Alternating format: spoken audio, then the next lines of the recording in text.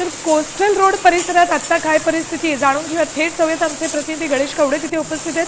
Ganesh, dream project coastal road, पण आताच्या पावसानं तिथे नेमकी काय परिस्थिती निर्माण झाली आहे?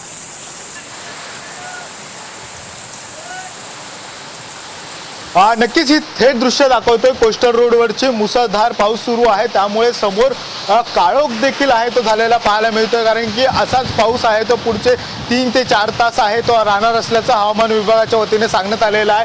त्यामुळे शाळांना देखील आहे ते मुंबईतल्या सुट्ट्या दिल्या आहेत. तर दुसरीकडे मुख्यमंत्री देखील आहे ते सर्व राज्यातील जिल्हाधिकारी यांच्यासोबत आहेत ते आढावा घेणार आहेत. तर मुंबईचे पालकमंत्री आशिष शेलार देखील आहेत ते मुंबई महानगरपालिकेतून आढावा घेताना पाहायला मिळणार. तर गिरीश महाजन जे आपत्कालीन मंत्री आहेत ते देखील मंत्रालयातून या सगळ्या गोष्टीचा आहे तो आढावा घेताना पाहायला मिळणार आहे. सध्या कोस्टल रोडवर देखील आहे ते पूर्ण काळोख झालेला पाहायला मिळतोय, कारण की मुसळधार पाऊस सुरू आहे आणि यासाठीच काही जे सखल भाग आहेत मुंबईतले या ठिकाणी देखील पाणी जमा झालेलं आहे. मुंबई महानगरपालिकेच्या वतीने देखील पंप लावून पाणी जरी बाहेर काढण्याचा प्रयत्न केला असला तरी मुसळधार पाऊस असल्यामुळे देखील या सखल भागांमध्ये आहे ते पाणी जमा झालेलं पाहायला मिळतंय. त्यामुळे याच पाण्यातून आहे ते नागरिकांना वाट काढावी लागते आणि खरं तर सकाळच्या सत्रातील मुलं आहेत ती शाळेत आलेली होती, त्यांना देखील सुखरूप कशा पद्धतीने घरी सोडता येईल यासाठी मुंबई महानगरपालिकेकडून देखील आहे ते प्रयत्न केलेले जायला पाहायला मिळतात. आणि रेल्वेची देखील आहे ती वाहतूक कोलमडलेली आहे. तर